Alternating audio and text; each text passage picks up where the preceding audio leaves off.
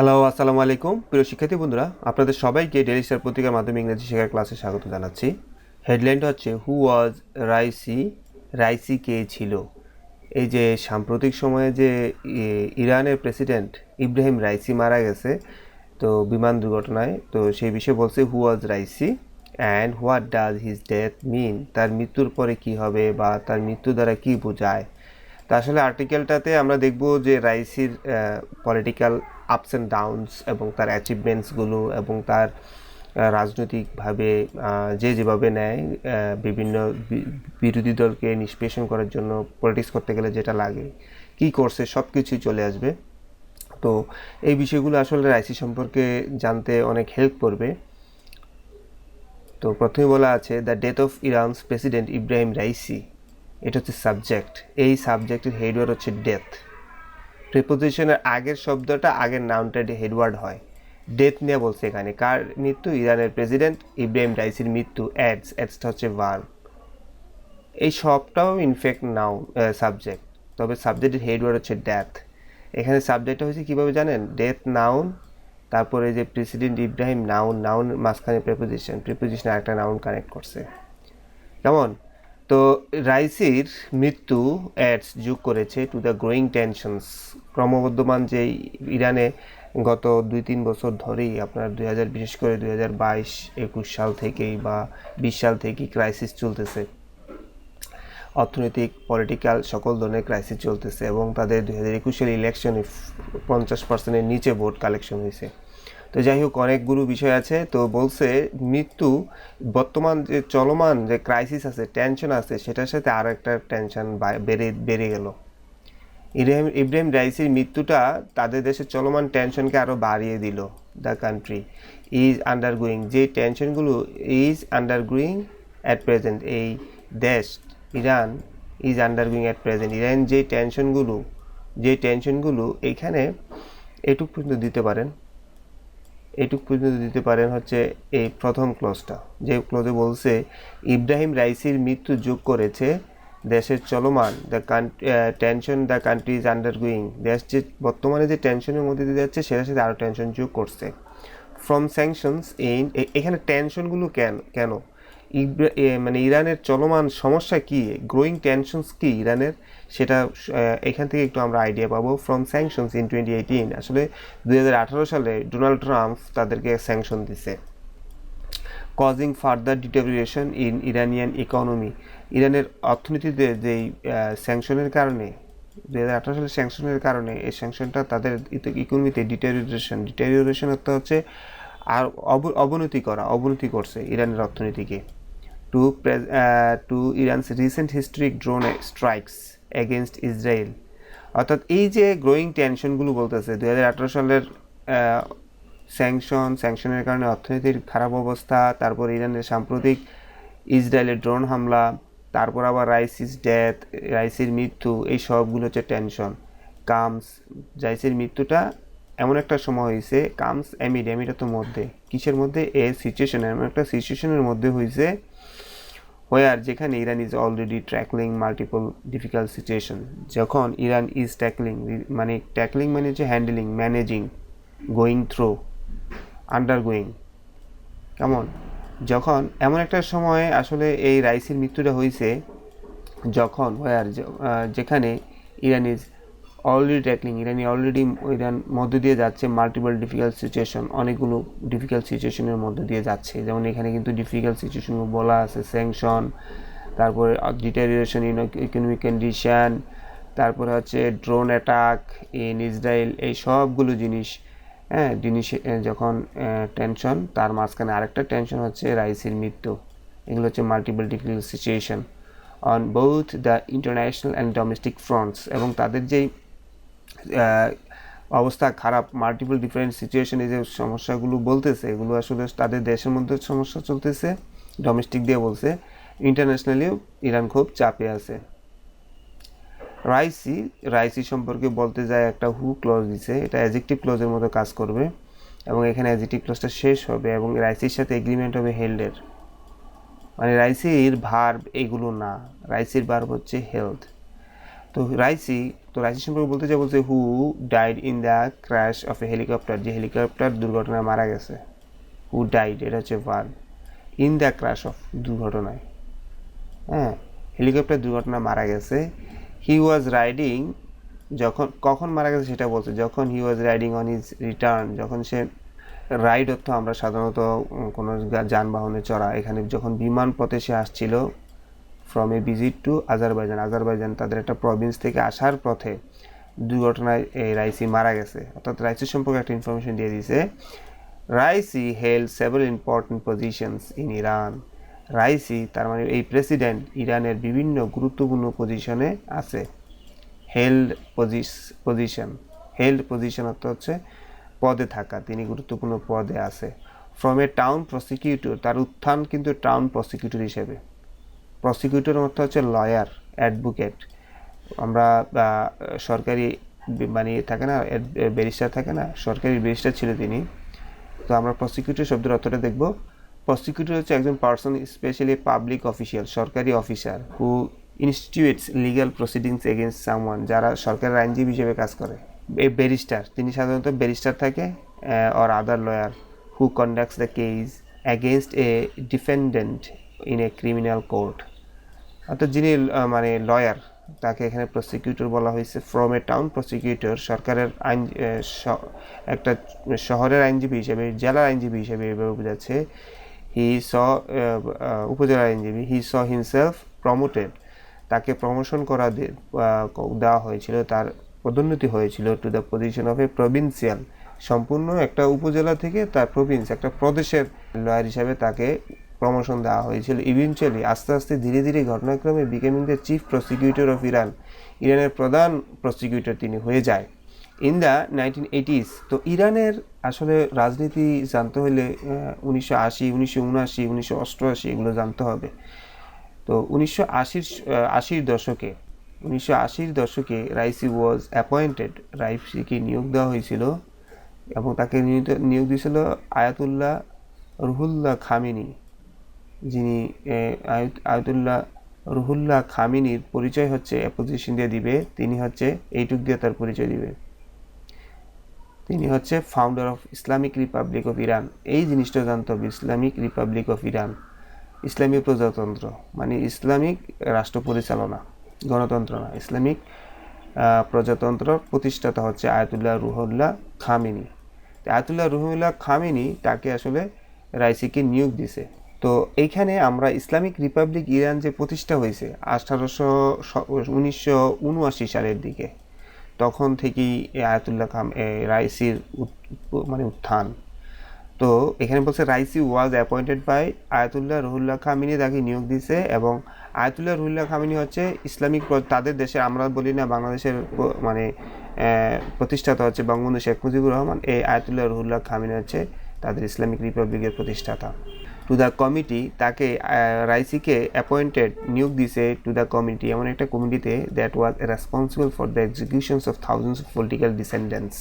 যে কমিটি দায়ী ছিল, মানে তারা কি করছে, মানে রেসপন্সিবল মানে তাদেরকে দায়িত্ব দেওয়া হয়েছিল এক্সিকিউশন করার জন্য, হত্যা করার জন্য। এগুলো হচ্ছে political killing, thousands of political dissidents. অর্থাৎ এই যে 1979 সালে ইসলামিক রিপাবলিক গঠন করার আগে পাহলবি যেন ওদের আমেরিকা একটা গভর্নমেন্ট ছিল, তারা ছিল রিফর্মিস্ট, সংস্কারক। তো তাদের কলাপস করছে, তারা আমেরিকার সরকারটা কলাপস করার পরে ইসলামিক রিপাবলিক গঠন করা হয়েছে। তো আমেরিকার যারা ছিল পদলেহন করছে অথবা আমেরিকার মানে অনুসরণকারী ছিল, তাদেরকে বলছে এখানে ডিসেন্ডেন্টস, পলিটিক্যাল ডিসেন্ডেন্টস। তাহলে এই রাইসি অথবা আয়াতুল্লাহ রুহুল্লাহ খামেনির রাজনৈতিক প্রতিপক্ষ, তাদেরকে বলা হচ্ছে ডিসেন্ডেন্টস, তাদেরকে এক্সিকিউশন করছে এবং সেই কমিটিতে কিন্তু রাইসি ছিল। তো আমরা ডিসেন্ডেন্টস শব্দের অর্থটা জানবো। এখানে ডিসেন্ডেন্টস হচ্ছে a person who oppose official policy, যে বিরোধিতা করে, specially that of N authoritarian state, বিশেষ করে দেশের যে সরকার তার বিরুদ্ধে মানে ভিন্নমত পোষণকারী, ডিসেন্ডার, কেমন অবজেক্টর, প্রটেস্টার, প্রতিবাদকারী। তো ভিন্নমত পোষণকারীদেরকে আসলে হত্যা করে এবং সে হত্যা করা কমিটির একজন সদস্য ছিল রাইসি, এবং রাইসিকে ইসলামিক রিপাবলিকের প্রতিষ্ঠাতা আয়াতুল্লাহ খামেনি এই পদে বসায়। Raisi was an ultra conservative hardliner. তো আল্ট্রা কনজারভেটিভ হচ্ছে রক্ষণশীল, কট্টর রক্ষণশীল। রাইসি ছিল খুব রক্ষণশীল একজন ধর্মীয় নেতা, who served as judiciary chief in 2019, অর্থাৎ 2019 সালে দেশের প্রধান জুডিশিয়ারি চিফ হিসেবে তিনি দায়িত্ব পালন করছে। দেন তারপরে বিকেম প্রেসিডেন্ট ইন 2021, 2021 সালে তিনি প্রেসিডেন্ট হয়েছিল ইন অ্যান ইলেকশন, একটা ইলেকশনে। দ্যাট যে election had low voter turn out, মানে কম ভোটার ভোট দিছে, আমাদের বাংলাদেশের মতো অবস্থা। And the widespread disqualification of other candidates, এবং ব্যাপকভাবে, ওয়াইড স্প্রেড মানে ব্যাপকভাবে, আমরা যদি বলি কোনো মহামারী ব্যাপকভাবে ছড়িয়ে গেছে, তাহলে widespread cholera caused the death of 5,000 people, এরকম ওয়াইড স্প্রেড মানে ব্যাপক বিস্তৃত। তো বলছে যে ইলেকশনটা had low voter turnout, কোনো ভোটার ছিল না, কম ভোটার ছিল। And the widespread disqualification of the other candidates, এবং ভোট কম থাকার কারণ হচ্ছে বিরোধী দলের অনেক ক্যান্ডিডেট আছে, তাদেরকে ডিসকোয়ালিফিকেশন করে দিছে, তাদেরকে নির্বাচনে দাঁড়াইতে দেয় নাই। হু ওয়ার ডিমড, এবং যাদেরকে বিবেচনা করা হয়েছিল, ডিমরা তো মনে করা, গণ্য করা, ডিমরা তো মনে করা, গণ্য করা, মোর মডারেট অ্যান্ড রিফর্মিস্ট। অর্থাৎ যেহেতু রাইসি ছিল আল্ট্রা কনজারভেটিভ হার্ডলাইনার, এছাড়া আপনারা যদি দেখেন তাদের যে আয়াতুল্লাহ খামিনি, তারাও কিন্তু ultra conservative হার্ডলাইনার।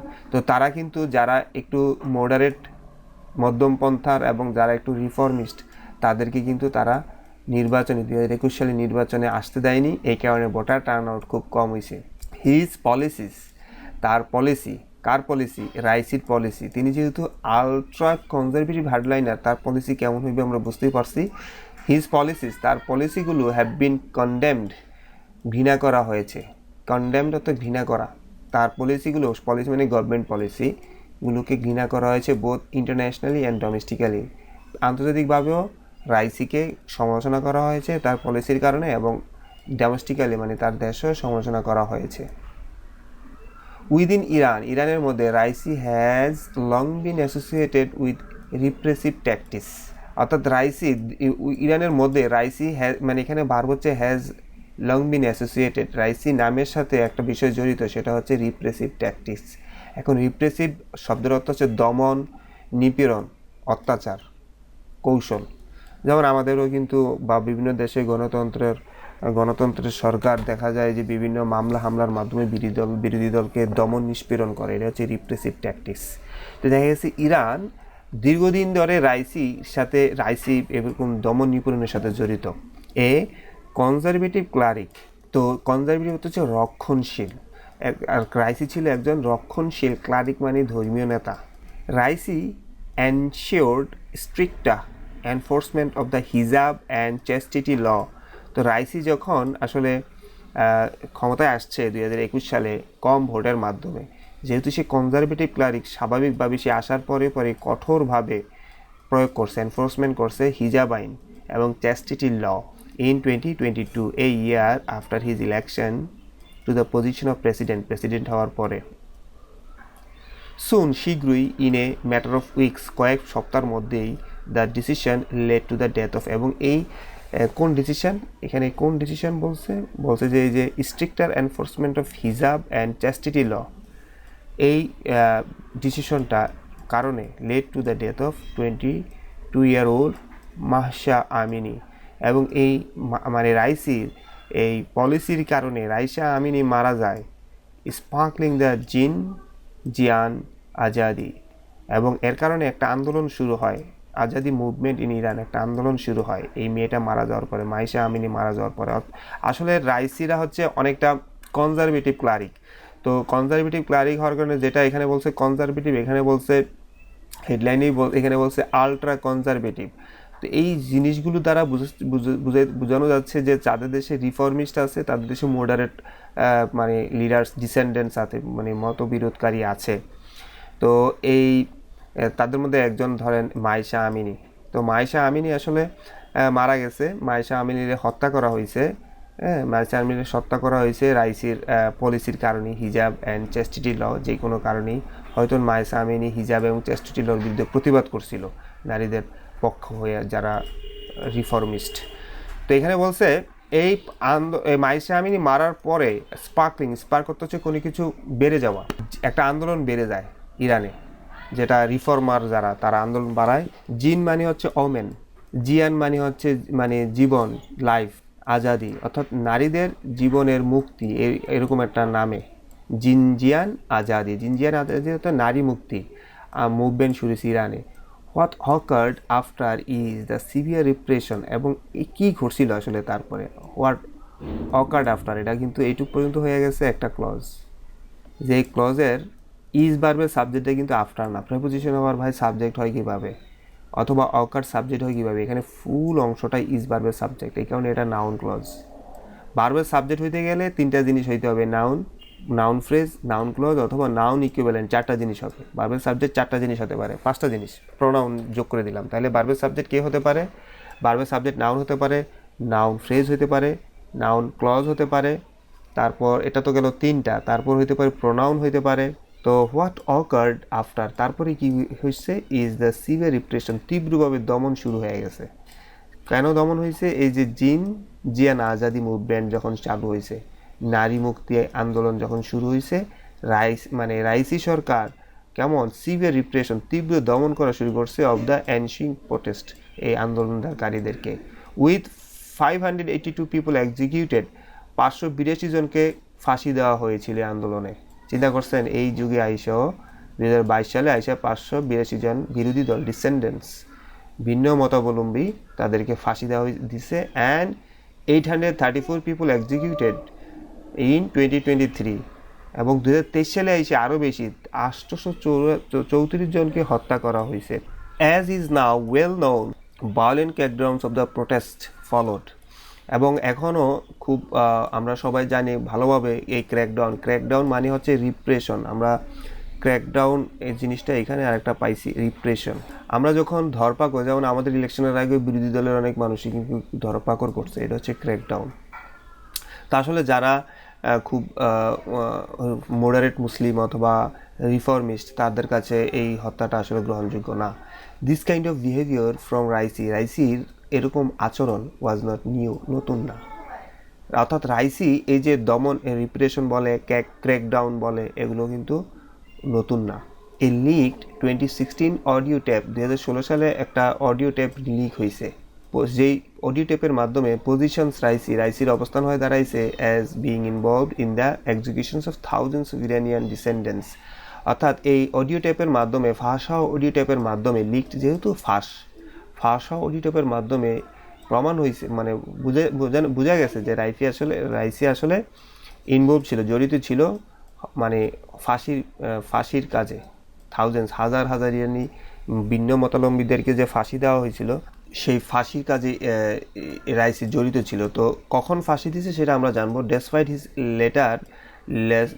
His later denial of his role, যদিও রাইসি অস্বীকার করছে, ডেনিয়াল মানে অস্বীকার করছে, ডিনাই থেকে ডেনিয়াল। ইন 1988, 1988 সালে, অর্থাৎ এই যে থাউজেন্ডস অফ ইরানিয়ান ডিসেন্ডেন্টস যে এক্সিকিউশন হয়েছে, সেটা 1988 সালে হয়েছে। 5,000 পিপল আর এক্সিকিউটেড, 5,000 মানুষকে হত্যা করা হয়েছিল, ফাঁসি দেওয়া হয়েছিল, according to various human right groups, বিভিন্ন হিউম্যান রাইট গ্রুপের তথ্য অনুসারে, such as amnesty international. Amnesty international আপনারা সবাই জানেন যে আন্তর্জাতিক মানবাধিকার সংগঠন, গুরুত্বপূর্ণ একটা মানবাধিকার সংগঠন। তারা বলছে যে 1988 সালে 5,000 মানুষকে হত্যা করছে যারা ডিসেন্ডেন্ট ছিল, ভিন্ন মতাবলম্বী ছিল। দ্য ভিকটিমস, অর্থাৎ এই যে 5,000 মানুষ, তাদেরকে বলছে ভিকটিমস, আর said to be in unmarked mass graves, এবং তাদেরকে মানে কবর দেওয়া হয়েছিল আনমার্ক। আমরা জানি যে বাংলাদেশের স্বাধীনতা যুদ্ধে পাকিস্তানি হানাদার বাহিনী যখন বাঙালিদেরকে মারছে, তাদেরকে এরকম গুপ্ত জায়গায় নিয়ে কবর দিয়ে রাখছে। And the event has been deemed, এবং এই ঘটনাকে গণ্য করা হয়, মনে করা হয়, কোন ঘটনাকে, যে 5,000 জন মানুষকে হত্যা করছে, এটাকে গণ্য করা হয়, মনে করা হয় as ongoing crime against humanity, মানবতার বিরুদ্ধে অপরাধ হিসেবে বিবেচনা করা হয়। অন দ্য ইন্টারন্যাশনাল স্টেজ, আন্তর্জাতিক ক্ষেত্রে, ইরানস ইন্টারেস্ট, ইরানের স্বার্থ, অ্যালাইনটা এখানে বাদ, অ্যালাইন উইথ তো মিলে, এখানে অ্যালাইন উইথ মিলে যাওয়া, ইরানের সাহিত্যও মিলে যায় উইথ পাওয়ারফুল নেশনস, মানে শক্তিশালী এই দেশগুলোর সাথে, যেমন রাশিয়া, চায়না, তুরস্ক এবং ইউএই উইথ পলিটিক্যাল অথরিটিস, অর্থাৎ আন্তর্জাতিক প্ল্যাটফর্মে আইসা ইরানের সাথে যাদের বন্ধুত্ব আছে তারা with political authorities in this states, তাদের দেশে রাজনৈতিক পাওয়ারফুল যারা আছে, অভিভাবক যারা আছে, এক্সপ্রেসিং কন্ডোলেন্স, তারা আসলে তার প্রতি তার রাইসির মৃত্যুতে কন্ডোলেন্স শোক প্রকাশ করেছে in the aftermath of রাইসিস death, রাইসের মৃত্যুর পরবর্তীতে। অর্থাৎ রাইসির মৃত্যুর পরবর্তীতে সবাই কিন্তু শোক প্রকাশ করে নাই, শোক প্রকাশ করছে তাদের সাথে ইরানের স্বার্থের সাথে জড়িত যে রাষ্ট্রপ্রধান আছে তারা শোক প্রকাশ করছে। এই স্টাঞ্চ ক্রিটিক অফ দ্য ওয়েস্ট, আপনার রাইসি ছিল স্টাঞ্চ মানে কট্টর সমালোচক, মানে পশ্চিমের কট্টর সমালোচক ছিল। রাইসি ইউজড ইনসেন্ডিয়ারি র্যাথরিক এগেনস্ট, ইনসেন্ডিয়ারি র্যাথরিক বলতে র্যাথরিক মানে এখানে স্পিচ, বক্তৃতা। তো এখানে বলছে রাইসিকে একটা মানে দিছে, মানে রাইসির সম্পর্কে একটা দিছে যে রাইসি আসলে কেমন ছিল। তিনি ছিল কট্টর, পশ্চিমাদের কট্টর সমালোচক, এবং রাইসি বক্তৃতা যখন দিত ইনসেন্ডিয়ারি র্যাথরিক, সে ছিল জ্বালাময়ী ভাষণ দিত অ্যাগেনস্ট ইসরায়েলের বিপক্ষে। তো আমরা ইনসেন্ডিয়ারি শব্দের অর্থটা দেখব। ইনসেন্ডিয়ারি হচ্ছে ডিজাইন টু কজ ফায়ার্স, অগ্নিকাণ্ড ঘটায়। তো এখানে অগ্নিকাণ্ড ঘটায় না, এখানে বিষয় হচ্ছে মানে চরম উত্তেজনা সৃষ্টি করে। এই যে এখানে বলছে এই পার্সন হু স্টার্টস ফায়ার্স, উত্তেজনাপূর্ণ। তাহলে আমরা ইনসেন্ডিয়ারি এই অর্থ হচ্ছে উত্তেজনাপূর্ণ, উত্তেজনা সৃষ্টিকারী। তো বলছে রাইসি কিন্তু উত্তেজনা সৃষ্টিকারী বক্তব্য দিত আপনার ইসরায়েলের বিপক্ষে। In the light off the letters attack on Gaza, মানে ইসরায়েলের গাজা আক্রমণ বিষয়ে রাইসি মাঝে মাঝেই মানে বক্তৃতা দিত। ফলিং হামাস, যে আক্রমণ গাজাতে যে আক্রমণ হয়েছিল হামাসের 7ই অক্টোবর আক্রমণের কারণে। Speaking of acting revenge against Israel, এবং তিনি বক্তৃতায় প্রায় বলতো যে তারা রিভেঞ্জ, প্রতিশোধ নেবে ইসরায়েলের বিপক্ষে ফর ইটস অ্যাকশনস ইন গাজায় তাদের এই কাজের জন্য। Raisi was supportive of Iran's drone attacks on Israel, এবং ইরান যে ড্রোন অ্যাটাক করছে কিছুদিন আগে ইসরায়েলে, এটা রাইসি কিন্তু সাপোর্ট করছিল। With Israel attacking Gaza for over half a year, এই যে ইসরায়েল গাজাকে আক্রমণ করছে 6 মাস ধরে, ওভার হাফ এ ইয়ার মানে হচ্ছে 6 মাসের বেশি, অর্ধ বছরের বেশি সময় ধরে। স্পেকুলেশন হচ্ছে অনুমান, কোনো কিছু বলা অনুমানের উপরে। স্পেকুলেশন হ্যাভ রাইজেন, অর্থাৎ অনুমান করা হচ্ছে যে among some in the general public of a possible involvement by Israel in Raisi's death. তো এই স্পেকুলেশন, এই অনুমান হ্যাভ রাইজেন অ্যামাং কিছু মানুষ, some in the general public সাধারণ মানুষ কিছু অনুমান করছে, possible involvement by the Israel জড়িত থাকতে পারে ইন রাইসিস ডেথ, রাইসের মৃত্যুতে। তো বলছে যেহেতু ইসরায়েলের গাজা আক্রমণ 6 মাস উপর ধরে হচ্ছে, এবং গাজা আক্রমণের কারণে রাইসি বারবার বলছে তারা প্রতিশোধ নেবে ইসরায়েলের উপরে, এই কারণে অনেকে অনুমান করতেছে যে আসলে এই রাইসির মৃত্যুটা আসলে ইসরায়েল জড়িত আছে। কনসিডারিং রাইসিস অ্যান্টি ওয়েস্ট সেন্টিমেন্টস, অর্থাৎ রাইসির মানে ইউরোপ আমেরিকা, মানে আমেরিকার প্রতি ঘৃণার যে সেন্টিমেন্ট আছে, and Iran's general stance against Iran, এবং যেহেতু ইসরায়েলের বিপক্ষে ইরানের ইরান কথা বলে, ইট ইজ নট সারপ্রাইজিং, এটা অবাক হওয়ার কিছু নাই যদি এরকম কিছু that these speculation have come out, যদি অনুমানগুলো একসময় সত্য হয় তাহলে অবাক হবার কিছু থাকবে না। কারণ হচ্ছে রাইসি তো সবসময় ছিল আমেরিকা বিরোধী এবং ইসরায়েল বিরোধী।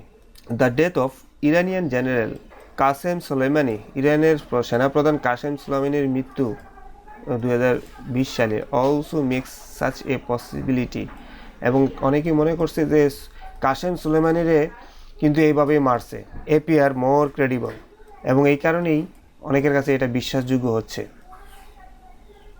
The informal coalition led by Iran, অর্থাৎ কোয়ালিশন হচ্ছে সংঘ, সমিতি, ইরান নেতৃত্বাধীন একটা অফ ইনফরমাল সংঘ, যেটার নাম হচ্ছে the Axis of resistance সিচুয়েট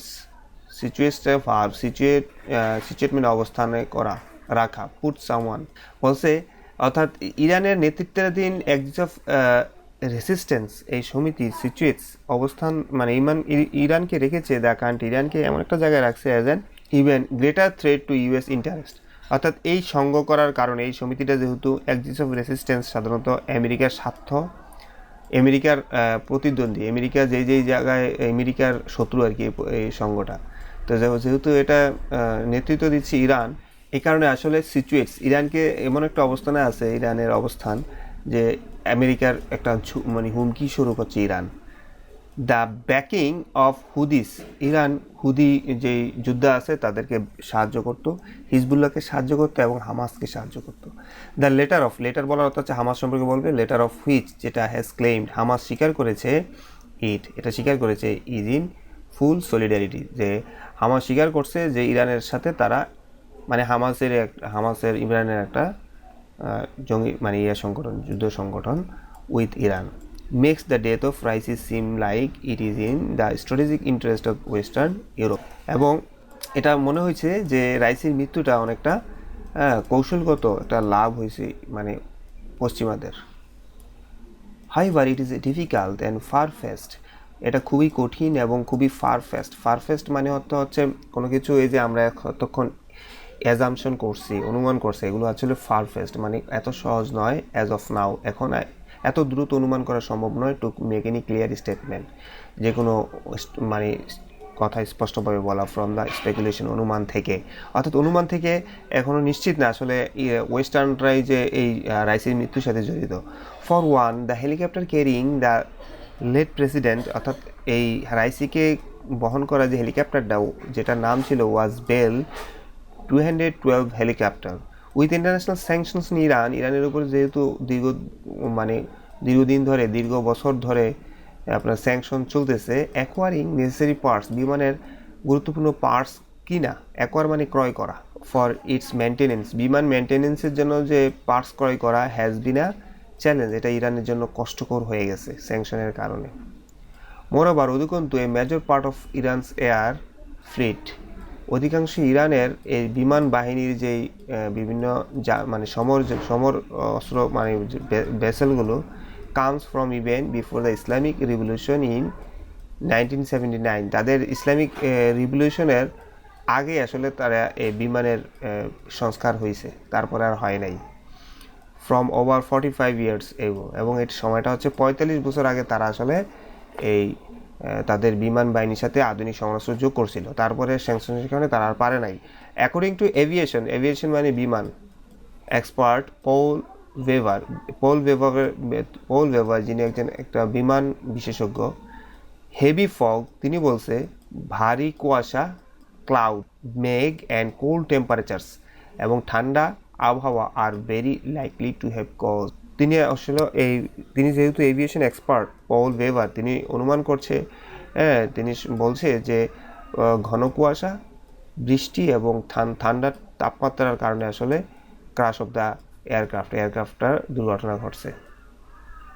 it is believe by some that, কেউ বিশ্বাস করে যে Raisi's death may not lead to lasting changes, রাইসির মৃত্যুর কারণে তেমন একটা তাদের রাষ্ট্র শাসন ব্যবস্থার পরিবর্তন আসবে না in it's relations with other entities, ইরানের সাথে সংশ্লিষ্ট অন্যান্য যে প্রতিষ্ঠান অথবা দেশ আছে তাদের সাথে সম্পর্কে তেমন কোনো পরিবর্তন হবে না, কারণ হচ্ছে তাদের supreme leader Ayatollah Ali Khamenei is the primary decision maker, অর্থাৎ তাদের প্রেসিডেন্ট মারা গেলেও তাদের যে সুপ্রিম লিডার ইরানের, এটা আপনাদের জানতে হবে যে প্রেসিডেন্টে হচ্ছে সেকেন্ড পার্সন আর প্রথম পার্সন হচ্ছে supreme leader Ayatollah Ali Khamenei is the primary decision maker, তিনি সব সিদ্ধান্ত নেবে।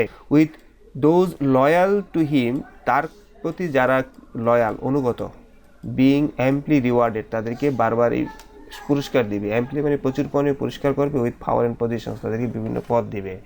রাইসিস ইন্টারিম সাকসেসর, রাইসির পরবর্তী তার উত্তরসূরি হবে Mohammad Mokhber, also believe to be a Khamenei loyalist, এবং এই মাখবারকেও বিশ্বাস করা হয়, ইজ অলসো বিলিভ যে তিনি খামেনির একজন অনুগত বৃত্ত। দ্য মেইন চ্যালেঞ্জ, সবচেয়ে বড় challenge however arises from the fact that, সবচেয়ে বড় সমস্যা যেটা হচ্ছে Raisi was seen as a potential successor to the current supreme leader, Raisi supreme leader মানে এই যে আয়াতুল্লাহ আলী খামেনির সাকসেসর, মানে আয়াতুল্লাহ আলী খামেনি মারা গেলে রাইসি সুপ্রিম লিডার হইতো, ইরানের সর্বোচ্চ মর্যাদাকারী পদে যাইতো। According to the constitution of the Islamic Republic of Iran, অর্থাৎ ইরানের যে সংবিধান সেটা সম্পর্কে বলছে, সেই সংবিধান অনুযায়ী এই সংবিধান ওয়াজ অ্যামেন্ডেড, সংশোধন করেছিল ইন 1989, 1910 তাদের ইসলামিক রিপাবলিক অফ ইরান হওয়ার 10 বছর পরে 1989 সালে তারা একটা সংশোধনী আনছে তাদের সংবিধানে।